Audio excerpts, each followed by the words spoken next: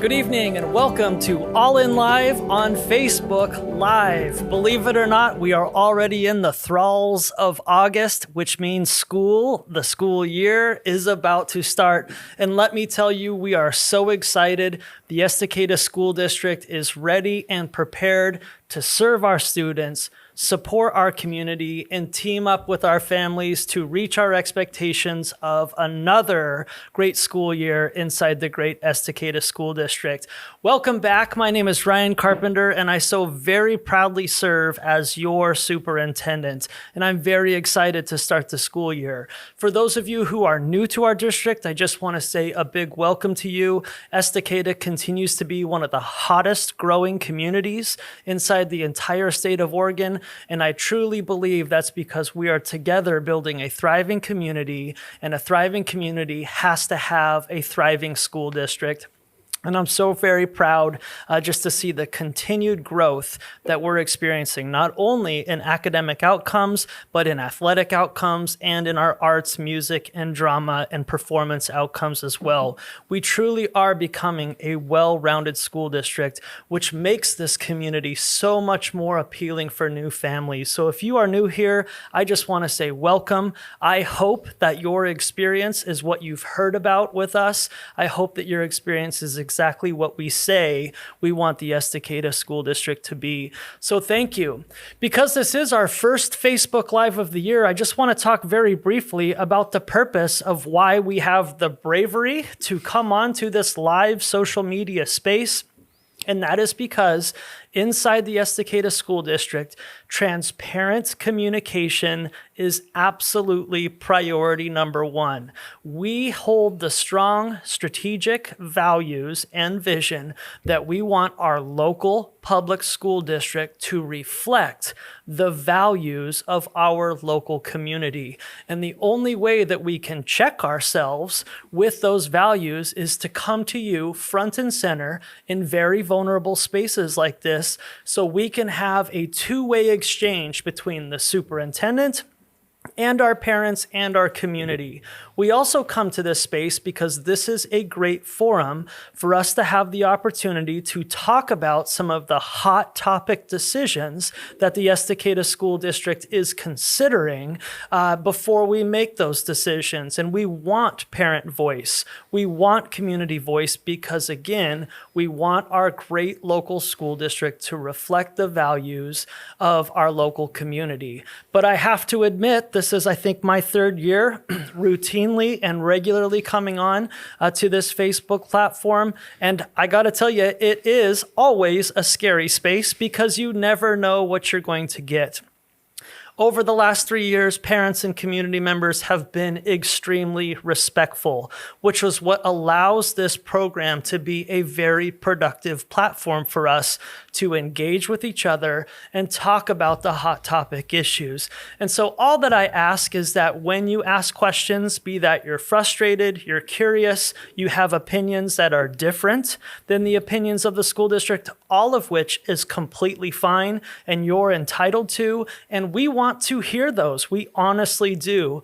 All that I ask is that you do so in a respectful fashion, because at the end of the day, we don't have to do this. We want to do this because this is an opportunity for us to engage with you. So please, as we talk about some of these hot topic issues, and today is going to be an extremely hot topic because we're talking about your children's cell phones. And that's a hot topic across the country, as well as it's going to be a hot topic here inside the Estacada School District as well. So as we talk about this hot topic, please type into the chat, ask your questions, share your opinions, and I hope to be able to go back and forth with you in a positive and productive manner, so that at the end of this Facebook Live session, we can consider ourselves on the same team. And so then when you're at a child's birthday party or in a Harvest Market or in Ace Hardware or the local restaurant, and someone comes up and asks you, hey, what do you know about this cell phone thing? Or what do you know about reconfiguration next year? Or what do you know about the budget of Estacada Schools or the bond? you have an informed opinion and you can help share and relay the message, the hot topic, and the decisions that we are pondering as a school district. And so this is a fantastic opportunity. I am so glad that you're here today. But please, even though you're watching, if a question comes up, please feel free to put it into the chat. We will try our best to get to each and every single question during this time. And again, I'm just so grateful you're here. If you are not watching this live, say you wake up in the morning and you're watching this in the morning or 2 or 3 days from now, first of all, welcome. And we are also so glad you're here and thank you so much for watching. But that shouldn't prohibit you from typing in your own question. We have a best-in-class communications team inside the Estacada School District, and we monitor our Estacada Schools Facebook page regularly. And so if you're not watching this live and you do still want to participate by sharing your opinion or asking questions, we will be certain to get back to you and allow you to participate as well. Welcome to Facebook Live. This is the place for people who want in-depth knowledge, some of the deepest knowledge about what the Estacada School District is doing. And today, I have a very special opportunity because today, as we talk about policy and law and governor's executive orders, I'm very honored and privileged to introduce to you today, particularly if you're new, our school board chairman, Ken Rydell. So welcome, Ken, and thank you for joining, and let us know a little bit about yourself for some of our new families around here. Sure. Thanks, Ryan. Share Ryan's enthusiasm. Excited to be here. Anytime we can have a discussion around what's happening in the school district and why we're making the decisions that we're making, the more times we can have those conversations, the better understanding everybody has. So very excited to be here. Excited to be part of the Facebook Live team tonight. And so about me, not too much to tell, but lifelong Estacada resident. Both my kids went to school here. I still have one in the high school. My kids, I think, are the 5th generation of my family to live in the Estacada district. So we've been around the block a few times. I've been on the board now, I think 11 years. Wow, that's somewhere awesome. around in there. And so, heavily involved in the community, coached youth sports for years and years, have the opportunity to work with our performing arts departments and building sets and helping and running sound and lights and really kind of announcing the football game. So if anybody's at a high school football game here locally, I'm the guy up in the booth talking, and then also have an opportunity to announce home basketball games and anything else. Give me a microphone, I'll be there. So, but very excited to be here again as an Estacada graduate myself. It was a very intentional decision to get onto the school board because I do care about this community. Yeah. I care deeply about the school district. And I think it's just our responsibility as a whole, right? If you are able to help, then you should. And that's my take on it. And so that's one of the reasons why I'm here and involved in as much as I can be. So.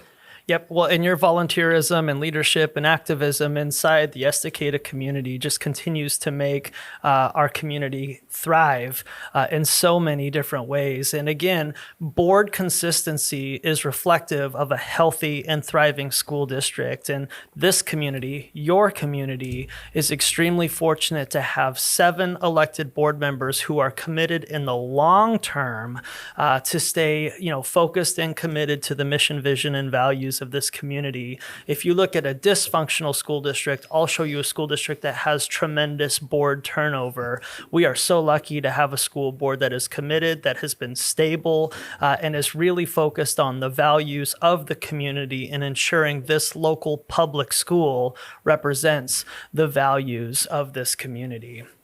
And so very excited. And just on top of that, before we get into the other stuff, one of the things that I think is unique that I hope that as you watch this today, you can also appreciate is I challenge you to find another school district across the United States of America where the superintendent and the school board chair are right here on a social media platform ready to answer anything and every type of question that comes this way. And I just wanted to point that out because that's how committed we are to making sure that we're sharing our side of the story, talking about big decisions that are in our pipeline, and getting authentic, real feedback from you about those decisions. And so I just think that's pretty neat, and I wanted to pause on that for just a second to truly mention and underline this opportunity. So please participate and please type things in.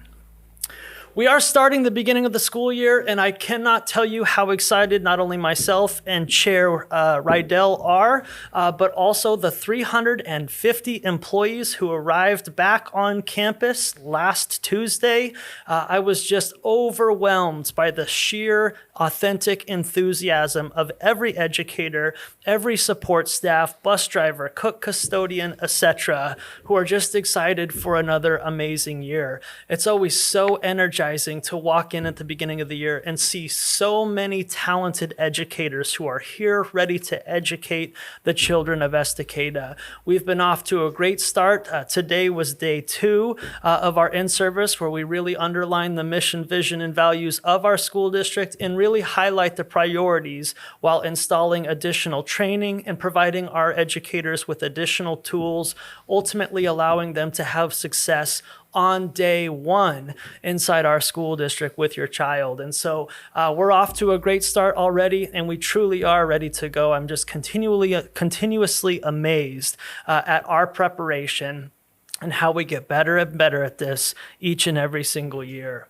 I also just wanted to quickly point out, as you've driven by Estacada High School, I'm sure you've seen a ton of construction happening on top of the Estacada High School gymnasium roof, as well as inside. And no, unfortunately, we didn't pass a bond, but we were fortunate enough to really collect successfully an Oregon State seismic grant, which totaled $2.5 million.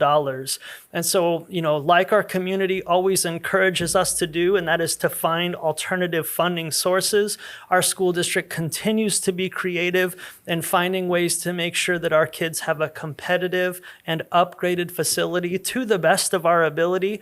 And this $2.5 million replaced the roof on the Estacada High School main gymnasium, as well as it secured the walls inside the gym as well. And that's really to make us more stable inside of an earthquake or any other type of seismic activity. Now, why this is important is because the Estacada High School gym has continued to serve as a community shelter and emergency location for our community to evacuate to, be that a wildfire, be that a cooling shelter, be that a place for just our community to seek refuge in the event of a catastrophic crisis. And so we were eligible and successful for this grant because of its ability to become a shelter. It also serves as a Red Cross shelter in the event of an emergency, and that's how we were able to obtain it. But to the benefit of us, we were able to upgrade a 1960s building that had, believe it or not, no rods or anything inside the cinder block. So, you could have huffed and puffed and blew the place down had your, big bad wolf been strong enough. But we're thankful to have really been able to secure that, making that location safer for our kids, modernizing the space for physical education and athletic events, but also, most importantly, serving as that shelter. This is completed on time and on budget, and we're very excited about that. In fact, our volleyball team got to experience on-time daily doubles this week inside the gym, and so I just want to say thanks to the construction company, the consultants, and everybody else who worked really hard to make sure that our kids could experience that without any interruption to the educational or athletic processes. So now we're going to move to the big topic. So again, I just want to encourage everybody that as we talk about cell phones, as questions arise, please participate. We want your questions, we want your opinions, and we want your comments. Just please keep them respectful.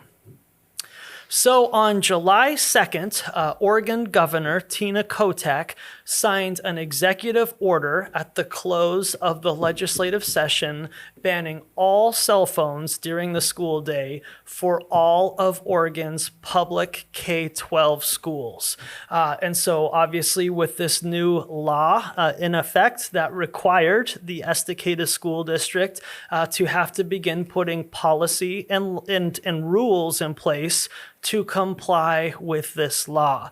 And just so you know, because I know we always have our own opinions about state government and or governors, and we're not unique to that. That's everybody. But I did just want to share that Oregon is not the only state who has passed this law. In fact, 31 states out of 50 this summer passed a law just like this or similar to this. So we're not necessarily on an island all by ourselves. We are doing things in alignment with many other states across the United States. But that being said, we have a responsibility and obligation to execute this cell phone law at the beginning of this school year. It is also important to note that, and Chair Idell's going to talk a little bit more about this as well, but I just wanted to be clear that so our community knows the elected school board of directors, they don't hand write their own policy and or pick and choose the rules of how they want things to go. We subscribe to a team of attorneys called the Oregon School Board Association. And it is the Oregon School Board Association that supplies these types of policies in alignment with Oregon law or federal law. And most school districts will be approving the same policy across the board. And the reason why this is best practice is because nobody on our school board team is a lawyer. And so it is to our best interest to make sure what we put into place, what we put into practice is compliant with laws and is legally written, protecting us from liabilities. And so Chair Idell, if you just want to expand on that, because this is one of the primary functions of the school board and kind of how we go through this process and why it's important. Yeah, and it is, we're very fortunate to have the support of the OSBA because as Ryan said, we don't have any attorneys on the school board. And so you do not want us writing the laws. At the same time, we are, as a publicly funded organization, educational organization, we have to follow the laws. And so that's not negotiable. And I know over the years, we've heard folks say, well, just don't comply, right? You don't have to. Right. Well, we do. And so within that, though, it does give us some flexibility. And so as Ryan said, when we get drafts of the policies, there are some tweaks that we can make as long as it still complies with the law. And so I know he's going to get into some more details, but different districts are approaching this differently, and some are taking a very stringent approach and how they're handling the no cell phones during the day. And so I won't spoil that because I feel really good about where we're at with it within the constraints of the law that we are required to follow.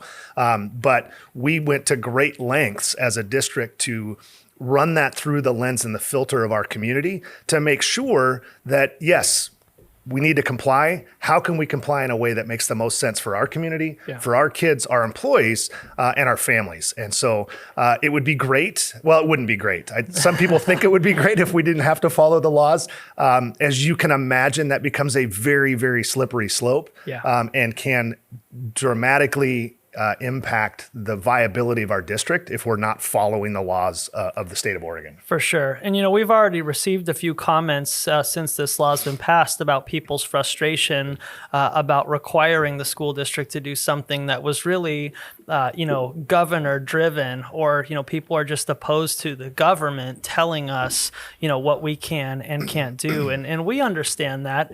We both Chair Idell and myself know our community very well.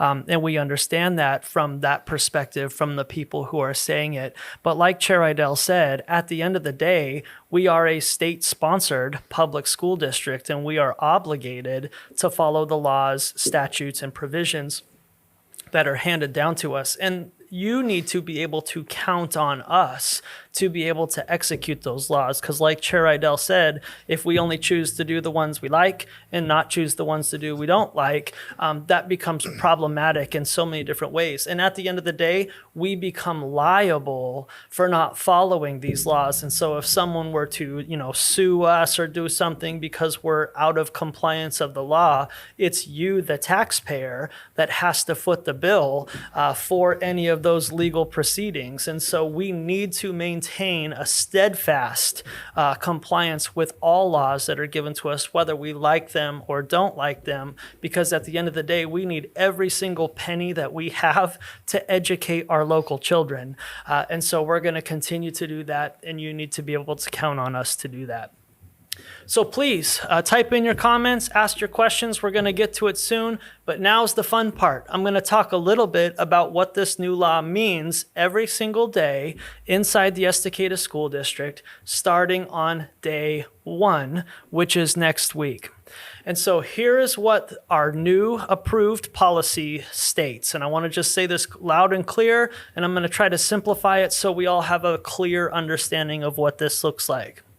So the law states that students cannot use their phones from the beginning of the school day to the end of the school day. And by the way, when I say phones, that also means watches and earphones as well. So those are the 3 big things that are prohibited from students using from beginning of the day to the end of the day. So how the Estacada School District, like Chair Idell talked about, we have some flexibility in the definition of beginning of day and end of the day. And so the Estacada School District has determined that if you have a middle school student or a high school student, the beginning of the day for us is when the first bell rings. So if you have a high school student or a middle school student, when they're riding on the bus on their way into school, phones, watches, and earphones, earbuds, those are permitted, and that's okay. When they walk into Estacada High School or the middle school and they're sitting in the commons, they're eating breakfast, all of those electronic devices are okay to use. But as soon as they go to their class and as soon as that first bell rings, that means that the usage of phones, watches, and AirPods or AirBuds or whatever you call those things in your ears, those are prohibited. Now, if you have an elementary school student, the same rules apply. So they're fine on the bus, they're fine while eating breakfast, but as soon as they get to their classroom and the teacher gathers every single kid on the carpet for their introduction meeting of what the day is going to look like, what their learning goals are going to look like, what their behavior goals are going to look like, it's at that moment watches, phones, and earphones are prohibited. And I know a lot of families, I had these, maybe you did too on your kids when they were younger, but that also includes the Gizmo watch as well. It is anything that has any form or type of two-way communication. So, if you just purchased a Gizmo watch for your kid because you want to track their location or those types of things, unfortunately, they cannot be on their wrist from the beginning of the school day to the end of the school day. Now let's talk about during the school day, because it's been past practice in our school district that at the secondary level, during passing time, where kids move from one classroom to the next classroom, and that time in the hallway we call passing time, kids have been allowed to check their phones and or check their watches, etc. This law prohibits that. And so phones are not allowed at all during the school day, and that includes lunch, and that includes passing time, and any other different types of free times that students may have inside of that. The same things apply at the elementary level as well.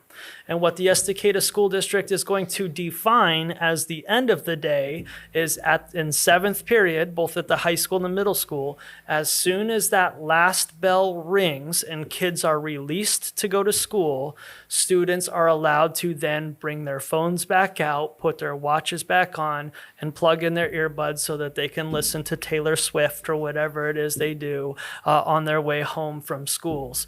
And so that is allowable. So the bus ride home, perfectly okay.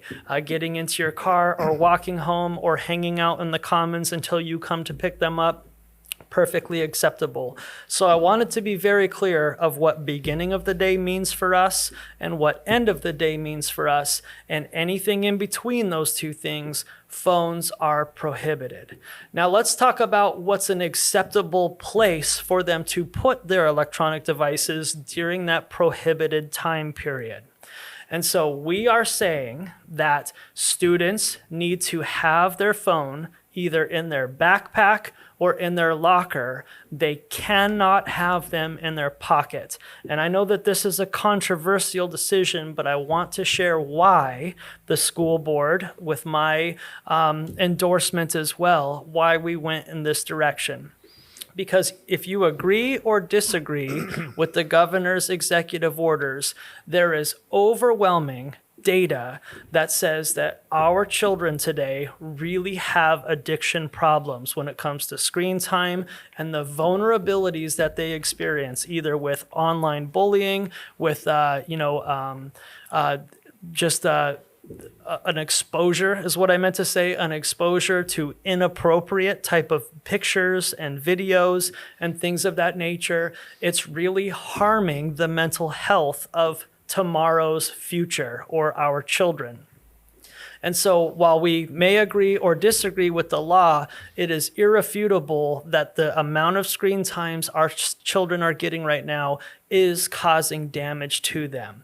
And so the reason why we are prohibiting them from keeping it in their pocket, and I think you can identify with me as well, is as soon as kids feel that phone vibrate in their pocket, it's almost like a drug addiction.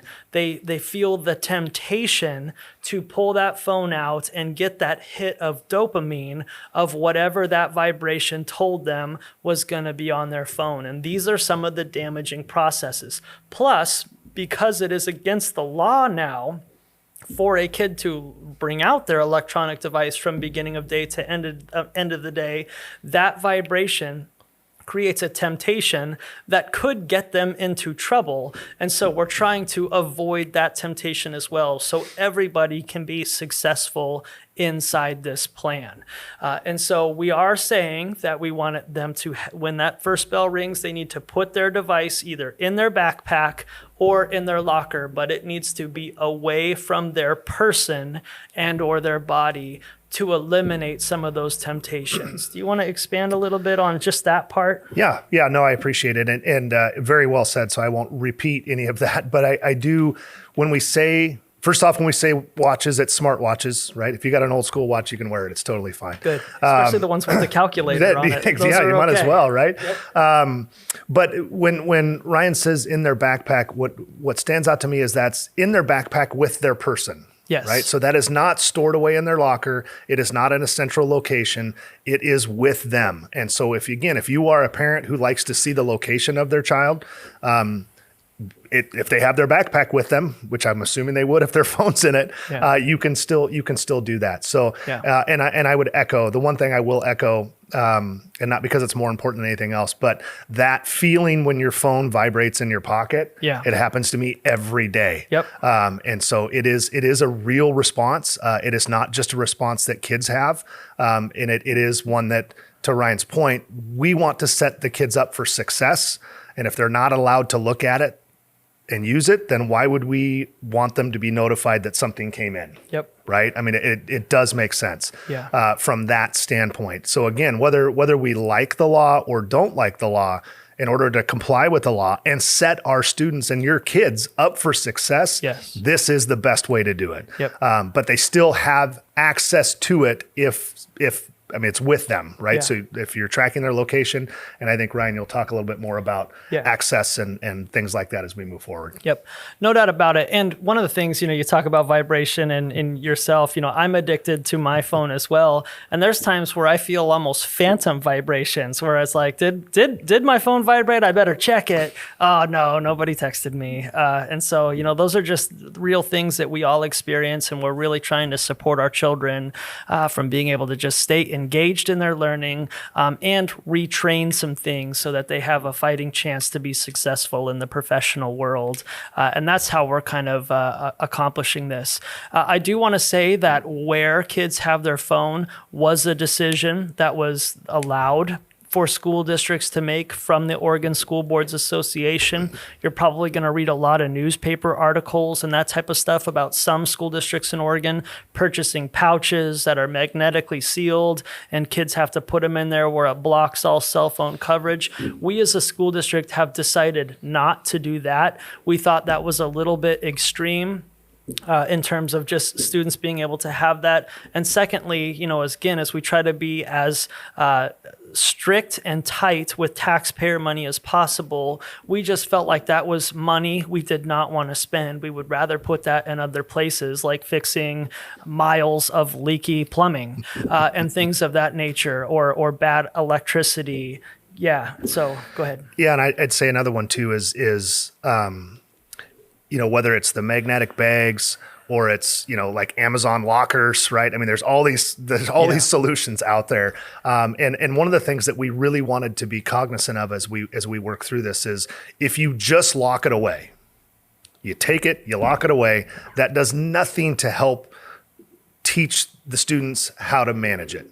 And so as they have access but are not allowed to, that then helps them learn how to work through that, work through the temptation, work through the muscle memory, and to build new healthy habits. And I will also say, from a workforce standpoint, I mean, I've been in the business world a long time. We don't allow cell phones out while you're working. That's right. Right. I mean, it's not acceptable. So I do believe, again, this is in alignment with getting our students and future employees up to speed and ready for the workforce as they exit high school and beyond.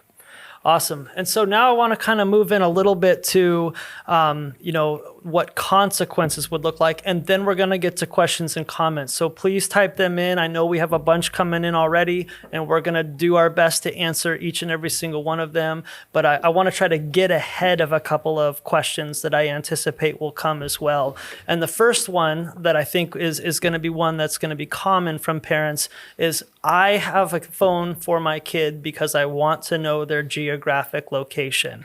And I completely understand that. That's why my own children inside the Estacada School District have phones as well. Life 360 is an amazing app, if you don't have it yet, to check the location of where your child is, how fast they're driving in the car, all of the above. It's wonderful. So I hear you on that. And this is why the school board and myself, while we don't want it in their pockets or on their person, we do encourage them to keep it in their backpack, because while the temptation for them to use it is not there, as long as their child has their backpack on, or it's near their desk, or it's with them, then you know where they are, you know that they're safe, and you know their geographic location. And we don't want to prohibit that, because that is an essential function of these today, is so that you regularly and routinely know where your kid is in a moment's notice, and we support that. And so that's great. But just in good humor, if you happen to see that your child's geographic location is in the principal's office, that means they probably had their phone taken. And so that's a great indicator too, that you have a conversation coming your way when you come home tonight. And so there's just a pro tip for you. So that's a great segue into the consequences and what this is going to look like if or when your child violates this policy and law. One of the things that Governor Kotek made abundantly clear, and we agree with this messaging, is no consequences for cell phone or electronic device technology should prohibit a kid from not being in the classroom. We know attendance issues are problematic around the state of Oregon, and kids need every single minute with their highly qualified teacher, and we believe that also. And so one of the things that the school district must comply with is, if a child is in violation for the first time or the 10th time, it doesn't matter what it is. They cannot be suspended, they cannot be taken out of class, and they cannot be put in like an in-school suspension type setting, because nothing in this law should prohibit a child from being in class with their teacher. We agree with that, and we're going to continue to be steadfast in that. However, the law does prescribe for us what we can and will do on multiple violations. And so here's how the Estacada School District is going to proceed, effective on day one. For the first offense, all it's going to be is a verbal warning. And so if a kid is in math class, they have their phone on them, they're looking at a text or a Snapchat or whatever that is, the teacher is just going to kindly say, hey, we're not supposed to have cell phones, please place it in your backpack. They'll document that so we can keep track of how many times, because it's no point of a kid going through 7 periods and each teacher is saying it once, like that becomes problematic for all of us, and that's a disruption disruption to your child's learning and to the process altogether. But first offense is just a simple verbal warning. The second offense, the teacher or the custodian or the vice principal or whoever sees your child or a child with a phone, and it's the second offense, they're going to very kindly and gently place their hand out and say, "Give me your phone." And the child is obligated to comply with the adult instructions, and that's handing the phone over. On the second offense, the teacher at the end of the class period or when they have time are going to walk that phone to the front office, and at the end of the school day, the last bell ringing, then the child can go to the front office. Either the secretary or the administrator will hand the phone back to the kid and do a little bit of education again. Hey, this can't happen. This is a new law. It's a new rule. You can't have your phone out during class. Here's your phone back, and let's try again tomorrow. So first offense is warning. Second offense, we are taking the device and we're giving it back at the end of the day. On the third offense, we're taking the device, it's going to the front office. You will be receiving a phone call from the vice principal or campus security monitor, who's ever, responsible for that infraction on that day. And the child cannot get their phone back until an in-person meeting has been established between parent or guardian, child, and administrator, because clearly this isn't working and we need to be a team and work through this process together, ensuring that children are in compliance with policy and law. After the third offense, so the fourth offense and beyond, again, we're going to be taking that phone. We're going to be working with families on the processes, but this does give us the opportunity to assign either lunch detention, after school detention, or Saturday school detention, because we continue to get repeated offenses, and the first three were not enough to change behaviors. And so I just wanted to be crystal clear on the long runway that exists, and I wanted to be clear on what you can expect as a parent as we go through the process. So in all of those instances I'm talking about, there are consequences, but it doesn't prevent a kid from being in class. Now, there is a pathway where a whole new set of consequences come into play, and that is simply this. On the second offense or on the third offense, and when the teacher very kindly puts their hand out, because we all know what the rules are, and that is the child is in violation of that and they need to hand it over to the teacher. If that child says no, that is no longer a violation of the cell phone rule. It is insubordination or defiance of an adult instruction. And as soon as that insubordination policy is violated, then that does open up consequences up to including suspension and even potentially expulsion if we continue to get these repeated behaviors and repeated non-compliance with adult instructions. And so I just don't want anybody to be surprised when, hey, I thought you said that we couldn't take kids out of class. Well, that's true, but your kid did not follow adult directions, and now we have a whole new set of problems. And so I'm trying to tell you this loud and clear because, one, we don't want to do these processes. We just want your kid to be in class and to have a great day. And two, both Chair Rydell and myself, we're not excited about the liability of being in possession of your child's $1,200 phone. I don't like that at all, and I don't like that responsibility. But at the end of the day, you can count on us to hold all children accountable to the law and the policy, and we're going to do what's necessary to do that. Where I would love your help, if you could help and team up with us as we start this, is we know mistakes are going to happen. Kids are kids. I have no expectation of us having a perfect game in terms of kids coming to class and never violating this policy. It's going to happen, and we're here to educate kids, not only in math, but also in behavior and in decisions. We are educators, and this is another educational opportunity. All I ask is for you to tell your kid in advance, if a teacher asks for your phone, please follow adult directions. You're gonna get the phone back. It's gonna be okay. But the moment they say no, or if you tell them, like, you don't have to give your phone to them, that's gonna be a problem for all of us. And so I just wanted to very clearly communicate that because we're prepared for any and all of it, but it sure would give us a head start to be successful across the board if you educate your children tonight.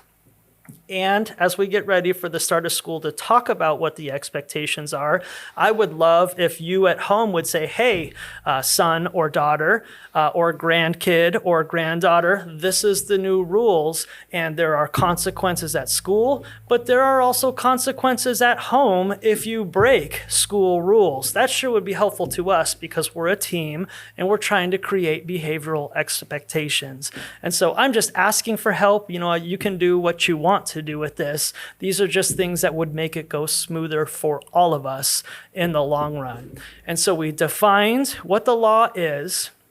We defined what types of things are prohibited, and we've defined and clearly communicated what the consequences will be if this new law and policy is violated. Now, there's one more question I want to get in front of, and then we have Maggie Kelly here, our phenomenal communications director, that's going to read your questions and your comments, and I can't wait to get to it. But I know one frequently asked question that will come up is, well, my child has special needs or is diabetic or has some type of other medical complications, or to use a phone or earphones are a part of their individual education process, IEP.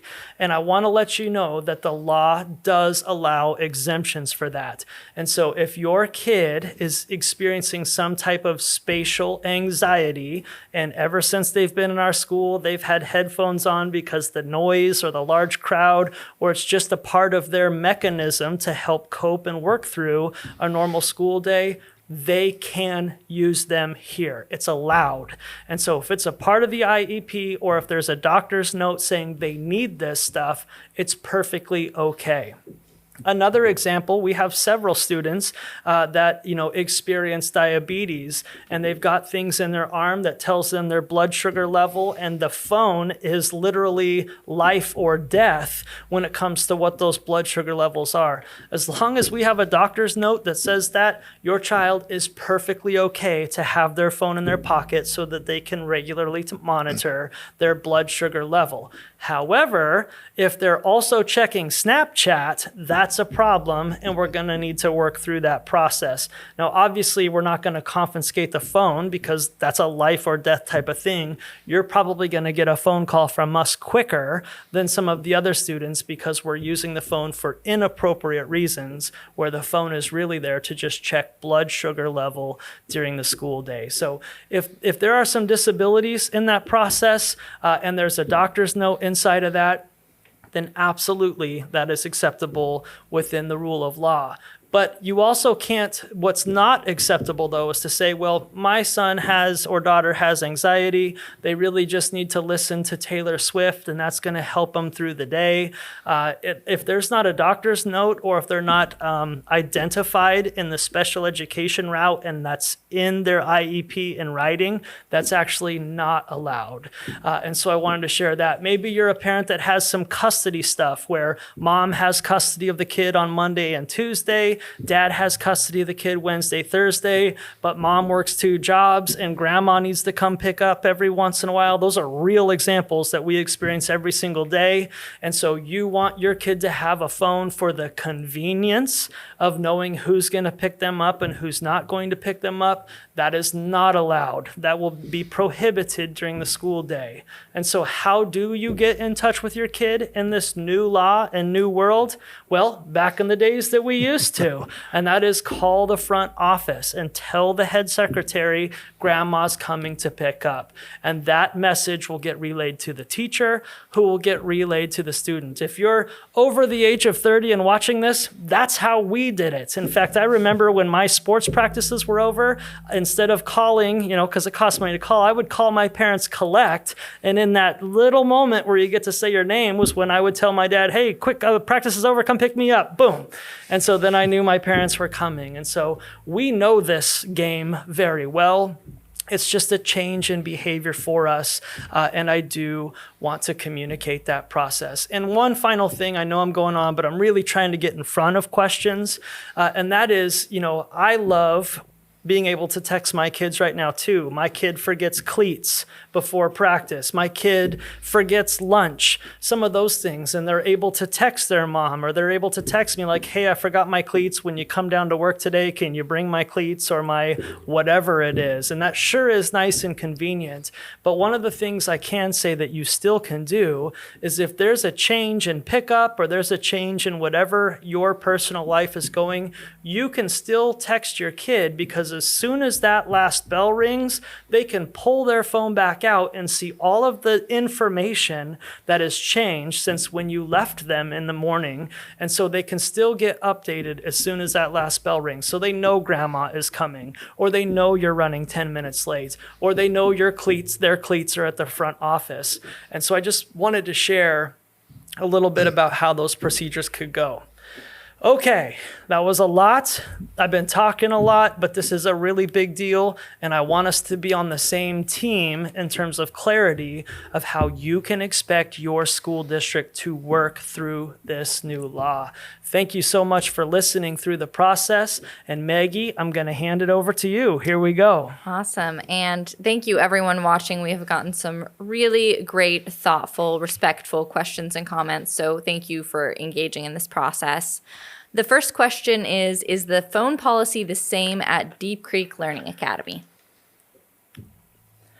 That's a great question, and the answer to that is yes. Anything within the scope of K-12 schools inside the state of Oregon are required to follow this. And so yes, even at DCLA, which is a great school that we have in downtown Estacada that has, it's full. It's got 30 students in there, learning education in an alternative experience.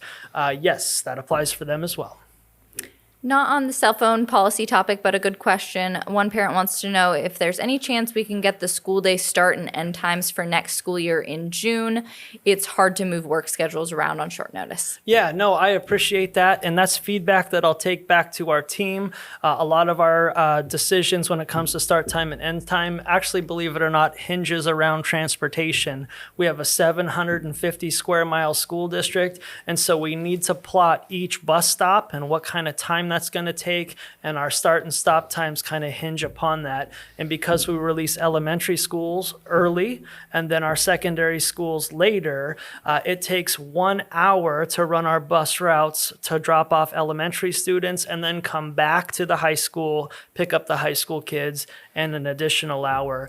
And so because we don't know in June who's going to be riding the bus or new families moving in that, are going to need to incorporate a bus stop, it is tricky for us. But I will bring that back to our team, because what I hear you saying is, can you get us the information as soon as possible? And I will do my best in the future to try to make sure we can get that out in a timely fashion without messing things up, because again, a long answer, which if you know me, I like to give long answers. The other thing I don't want to do though is hustle out start and stop times and when you can expect the bus to come to that route, and then 2 weeks later say, oh, we have to redo it all over again because we just didn't have the best data to put that together. So we will hustle those start and stop times out, but it needs to be accurate. That is paramount, so that we can keep trusting each other in the process. But thank you for that comment. And this is what Facebook Live is all about. Please continue to participate.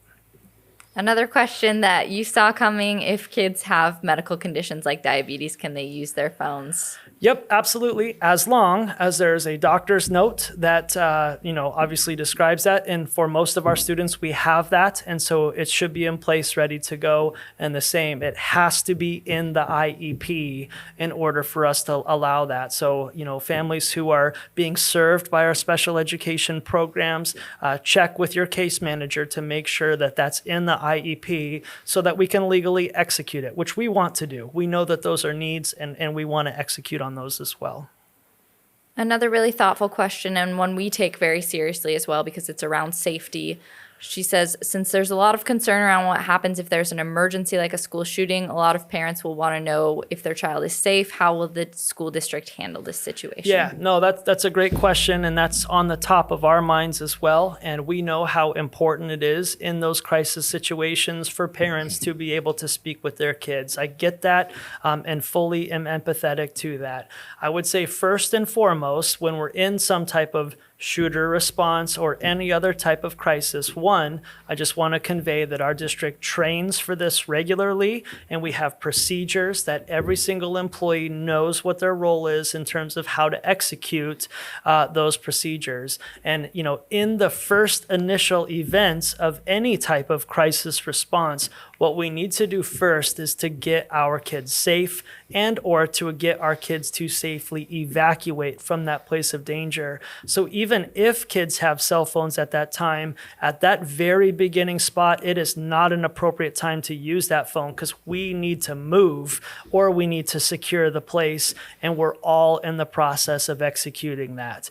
I think our district has done a very good job of communicating to parents almost instantly when it comes to lockdowns, which we've had a few over the last 5 or 6 years.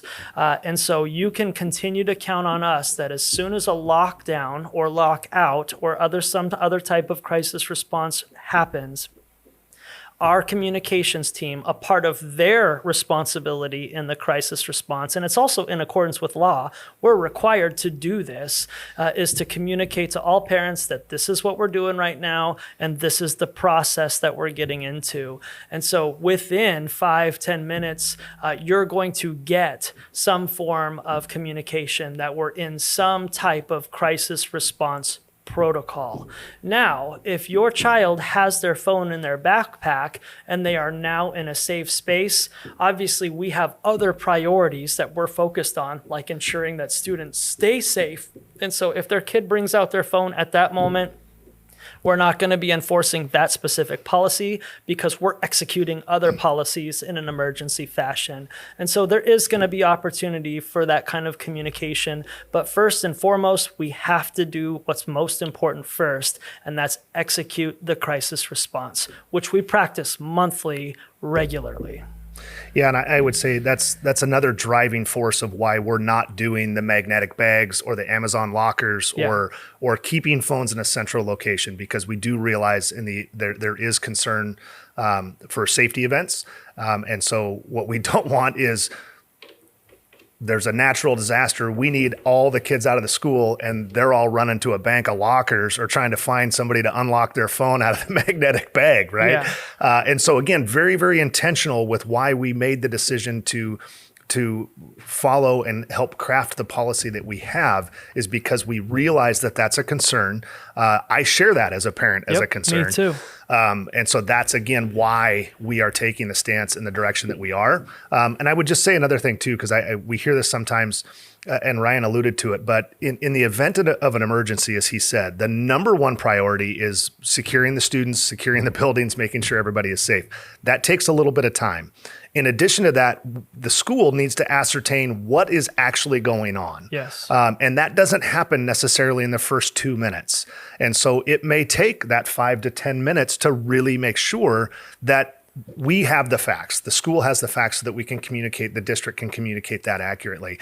And the only thing worse than no communication is inaccurate communication. Yes. And so you can trust, again, the school district to do their job to make sure that the information is confirmed, it is accurate, and it gets to you as quickly as humanly possible. Yep. And I have zero concerns about our ability as a school district to execute to that based on our communication plan, department, everybody that's a part of it. Yeah.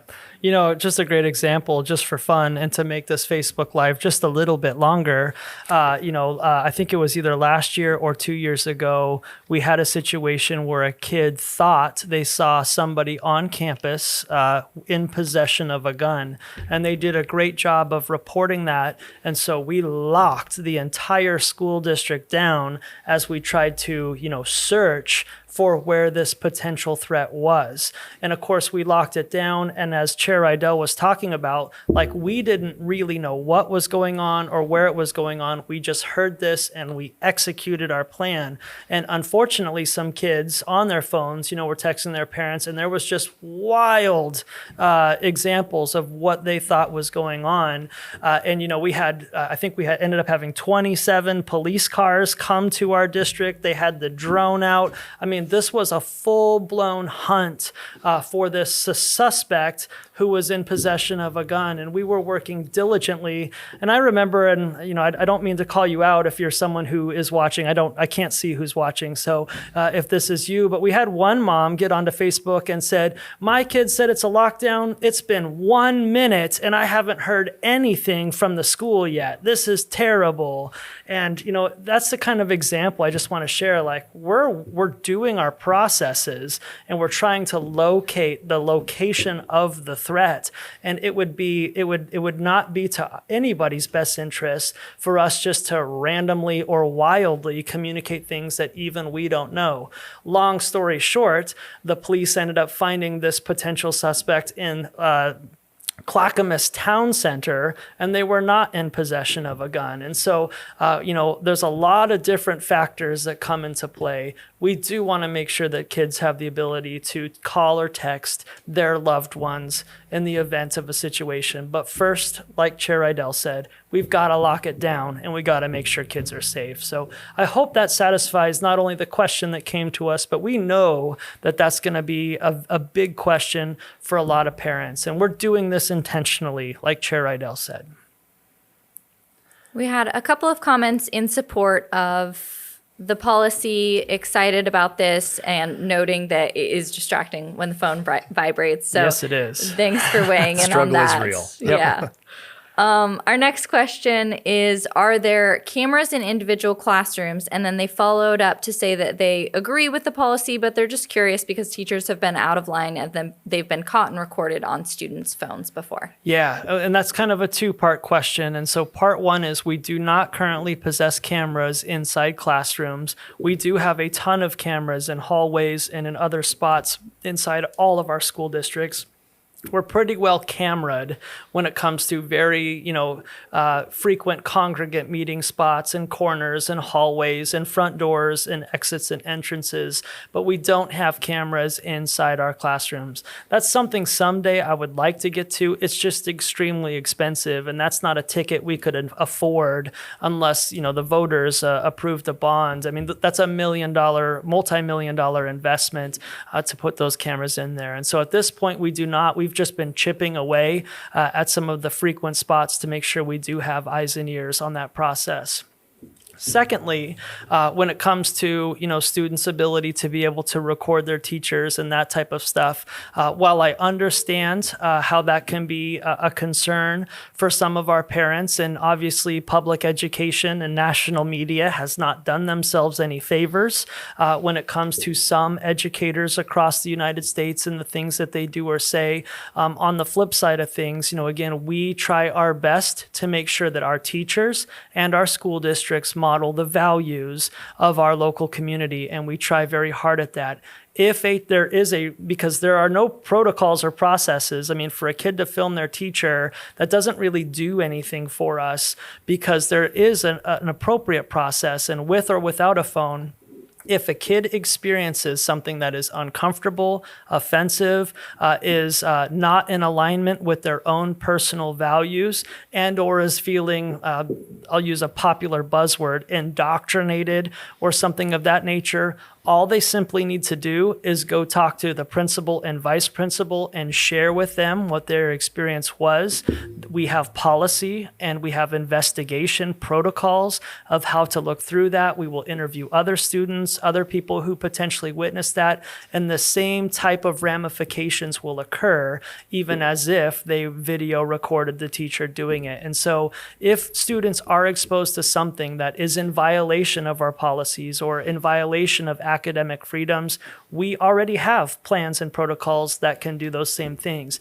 Now, let me flip that around though. One of the things that I'm excited about is kids not having the ability to videotape fights or encourage fights or send fights to other students. I'm excited that our students no longer have the ability to barge into bathrooms and kick open bathroom stalls and film kids going to the bathroom. These are things that are very troubling for us. And those, obviously, we have anti-bullying, hazing, harassment, discrimination policies around that. But that has been something that has been hindering our high school and middle school processes. And it eats up a lot of time in investigating all of those things. So while this is not a perfect law, and I understand some of the concerns that you have, there's also some good things on the flip side that I hope will curb some bullying, will help support some mental health, and some of the cyberbullying and some of those things as well. But thank you for asking that question. And I hope I answered it. I don't know if you may not agree with it, but I tried my best to answer it honestly.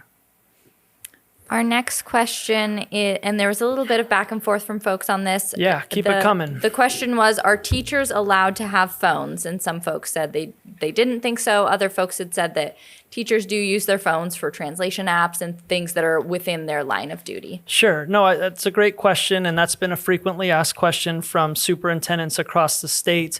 And I can tell you with clarity that the law only specifically describes students. So students are prohibited from using phones and watches and earphones from the beginning of the day to the end of the day. It does not talk about adults and or employees. Now, that being said, it's important for our students to be successful. We need our employees to model what right looks like. And at the end of the day, they should be in front or working with kids and or teaching. There is reasons for translation and those types of things. And I believe our teachers will make good professional judgments on when to use the phone and when to use the not the phone. But when it comes to specifically the law and the policy, adults or employees are not included in that. Our next question is, at the middle school, will students be carrying their backpacks to class this year? Last year, their child's backpack was put in her locker each day. Yeah, because of this new law, I think we're going to change some of our procedures of what kids will be toting around. I mean, because it's now the year 2025, lockers actually are very seldomly used. I remember we all used to put our books in the lockers, and the lockers were like a cool place to be and hang out during passing time. This generation of student doesn't use the locker like we used to when we were there. I know at the middle school level, it's always exciting as sixth graders to like finally get the locker and learn how to do the codes and that kind of stuff. But at the end of the day, with the type of Chromebooks and things that kids are moving around, because everybody has their own personal device that's not a phone, but they have a Chromebook that's school district issued. The majority of them carry things around. And so a backpack will be acceptable. Yeah, and it is one the generational change, right? So my kids are packing all of their books around all day. Yeah. I'm like, you got a locker, right? Put them in the locker. And so there will be students that don't want to carry everything around all day. Yep. And what I would recommend at that point in time is instead of going to your locker, emptying all your books out of your backpack and putting them in your locker and putting the backpack at the bottom of the locker, right? Just keep the backpack with you with your device in it if that's what you want to do. And if you want to go back to your locker to grab different materials throughout the day, you can certainly do that. But we're not going to require students to put their backpacks. Correct. Unless it's some other scenario. Yep. But Another question, this person references a safety issue that happened on the trail, the woods by the high school and in the past, and they were wondering, what do we have for security on campus for keeping schools safe? Yeah, great question. And I know of several examples of things that have happened inside the Ranger Woods. Some of them are true, some of them are lies.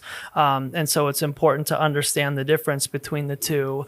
But we actually, for a school district our size, I'm very proud of what we've invested in, what the school board has supported in terms of on-campus safety. So we have a full-time certified uniformed school resource officer, and we contract with Clackamas County Sheriff's Department for that. So we have a badge and a gun on campus to neutralize any threat and or be a liaison for us when there's any type of legal violation when it comes to drugs, assault, anything of those natures. In addition to that, I just want to be clear, our Clackamas County Sheriff, our SRO, is also really focused on building great relationships with our students. And so they too are educators, even though they come at it from a different perspective. But full-time, we have a full-time police officer on campus. At the high school and middle school, in addition to a principal and a vice principal, we also have campus security monitors. And so we have people whose job and sole job description it is to regularly monitor inside the campus and the external campus, preventing threats and preventing some things. Now, that doesn't make us perfect by any means, but I'm very pleased with the types of eyes and responsibilities that our staff is equipped with to try our best to keep our kids safe to the best of our ability. We do not have anybody fully stationed in the Ranger Woods, though. Not a question, but a piece of feedback, just passing it along. A parent suggests that if we are going to have this policy in place, that we should prioritize upgrading and putting cameras in classrooms. Yeah, I appreciate that. And we'll be asking for your support in a school district investment, otherwise known as a bond, in the next couple of years. And I hope that you'll support that, because that is literally the only way we can afford it. Another question is, why are we putting 7th and 8th graders in with the high school? And just as a clarifier, this is not happening this year. It is happening the following year. But let's talk about it. Well, thank you for asking a reconfiguration question. And again, that's the purpose of this Facebook Live. And so I will tell you, and I know Chair Rydell will echo this, we're not excited about moving our 7th and 8th graders over to the high school either. Unfortunately, or fortunately, however you look at it, our school district's capacity due to student growth has it so that currently Rivermill Elementary School, Estacada Middle School, and Clackamas River Elementary School are at capacity. In fact, Estacada High School has about 590 students in it right now. Rivermill Elementary School has about 520 students in it right now. Our one elementary school is almost the exact same size as our high school, and that's problematic. We have students in portables. We have just run out of classroom space. I told you both elementary schools are full and the middle school are full. When Estacada High School was built in the early 1960s was also during the height of the logging days. And so Estacada High School has the capacity for 1,000 kids. I told you 590 students are occupying Estacada High School now. So there is only one space that has room for us to move kids to. And we would love not to be able to do that, but there is no other place for us to place children. And so the only thing that we can do as a school district is move kids to a building that has extra capacity. And so this is why we're only moving the 7th and 8th graders to the Estacada High School building. However, they're going to be in a completely separate wing. They're going to have a completely separate entrance. They're going to have completely separate staff and everything else. And so we're going to do our best to separate high school from the junior high school. And we have the ability to do that because there is open space at Estacada High School. But if we're just not doing this for sports or because we want to, we're doing it out of necessity. And we don't love it either, but it's the only option that we have available to us. Chair Rydell? Yeah, and I would echo that. It truly is, right? This was not our first choice. And if anybody is watching this that followed the bond campaign at all, that was to build a new 2-story high school to plan for the future, because the growth so far has been at the elementary and middle school level. And unfortunately, the voters were not in support of that. But that doesn't change the need. Right. That didn't eliminate the need. It didn't reduce the overcrowding in every other school building that we have. And so we had to make the hard decision of how do we do this? And so, there are potential other options, right? We could buy 10 portables and plunk them down and take out playgrounds, because there's no room for portables either, right? I mean, there just is not a great answer to this based on capacity. And so I feel you and I hear you, and I felt the same way. This is the only viable option that we have. And I will also put it out there. This is not a 10, 15, 20-year option. No. Right? This is a 5, maybe 10, maybe. Yeah. I don't even think it'll last that long. This is a short-term solution, but a very cheap solution. This is That's what I was gonna significantly say. less. I mean, significantly less than even buying 2 portables. Right. We can make this happen. A portable costs $300,000. Yep. And so for us to buy 10 portables, that's a $3 million investment. And we don't have that. And so I appreciate you saying that, because this option is the best option because of capacity, but it's also the most cost efficient option. Looks like questions are starting to slow down.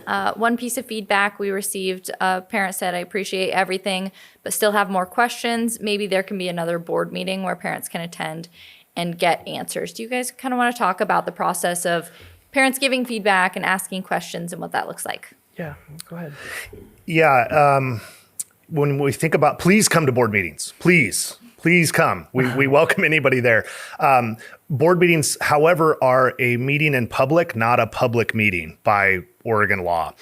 And so that's not the place to have your questions answered. Correct. If you have a message that you would like to convey, you can sign up to speak ahead of the time.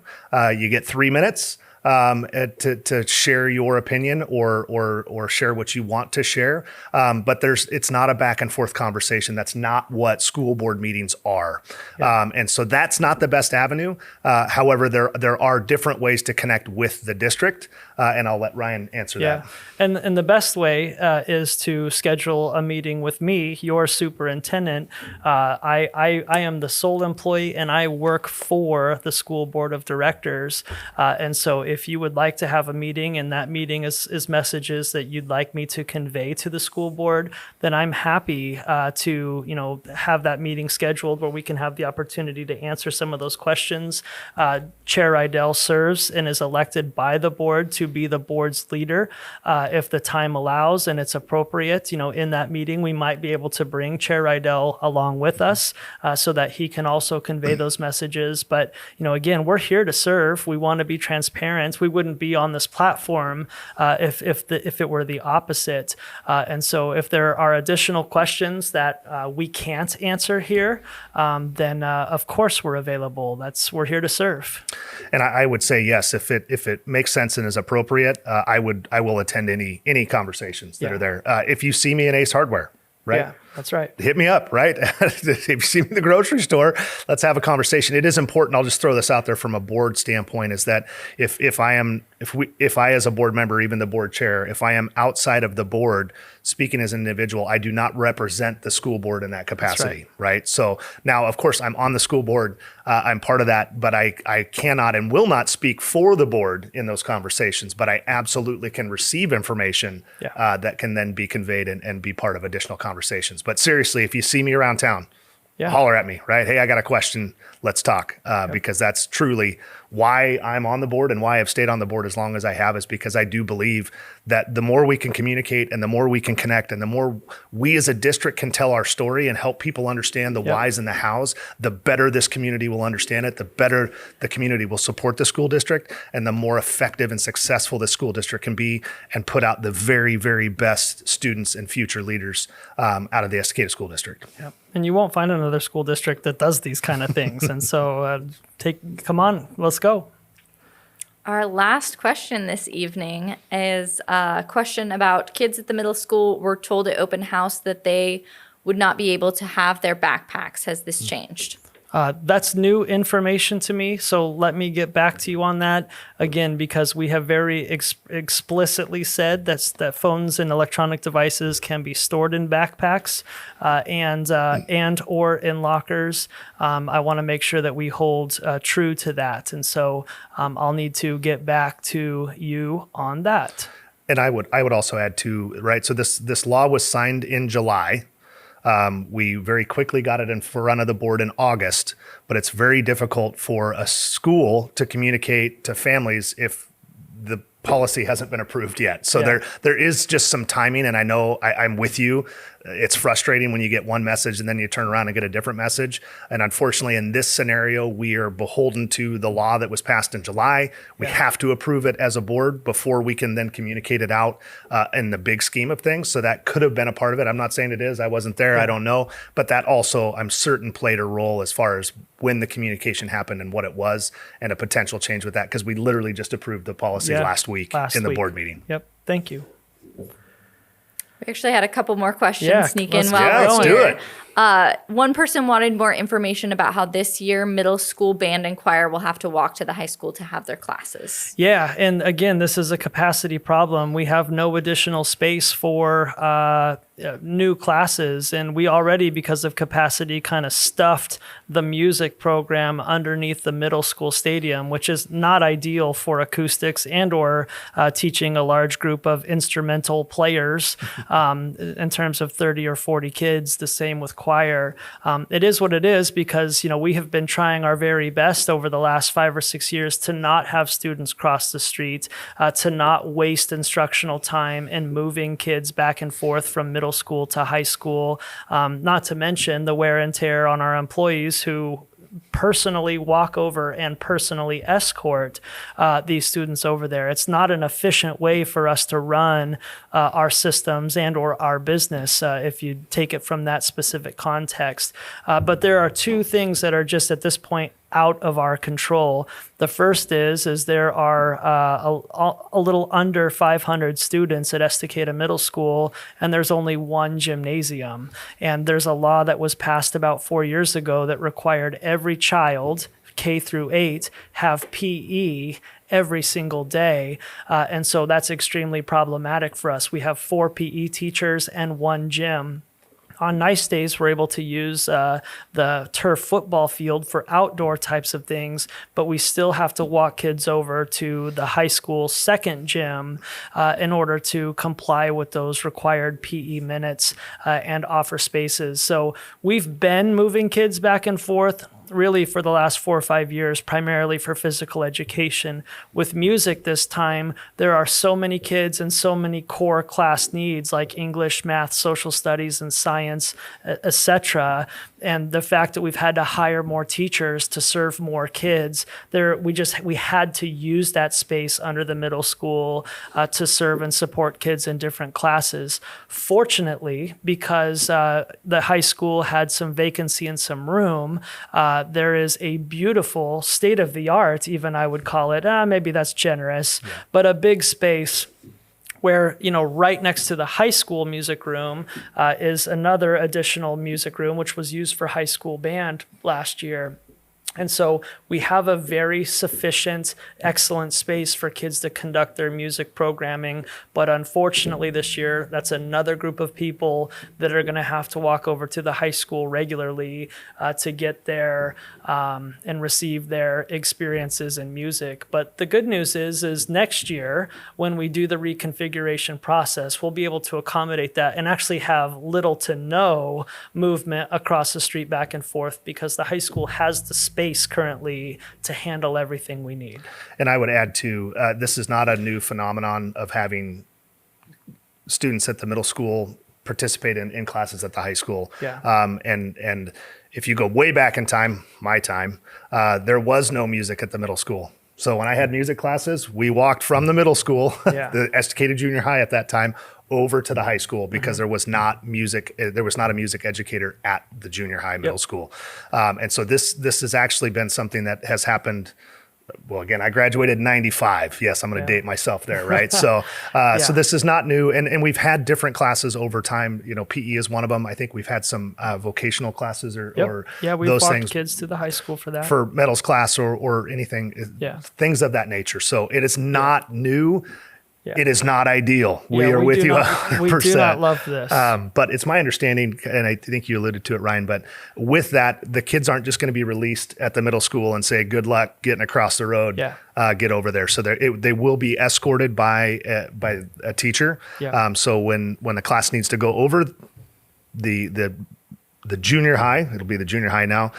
Music teacher will meet them at the at the current middle school and walk them over. And then when class is over, they will walk them back. So they will not be unaccompanied walking across the street. That's correct. So, Thank you for that question. Great question. And we don't love it either. nope. That is all of our questions at this What? time. Thank you so much, everyone who participated, for the just really thoughtful, civil, well thought out questions. We really appreciate it. And it's great. I'm sure many other people had the same questions. So thanks for being brave and asking them. We love that. Yeah, thank you so much. And again, I'm just so encouraged to be back to school. We're ready to go. And this really kicks off, some of the big things that are coming this school year. And I so greatly appreciate you providing me this opportunity, you being attentive and hanging with me for the length of this, and participating and asking questions. Again, the number one purpose of us being on this platform is so that we can transparently, openly, and honestly share how we're working through these. And then our ability to count on you to say, when someone comes up to you and says, I heard this or I heard that, you can say, well, actually, this is what Superintendent Carpenter said, or here's what Board Chair Rydell said. You are in the scoop, you're in the know. And that's why we title this All In with Estacada Schools. Because if you're here watching me conclude this today, you are all in. And we so greatly appreciate you. And we hope that you can carry out our message. Have a great evening. We can't wait to see your kids next week. And let's have a great school year together. Have a great night.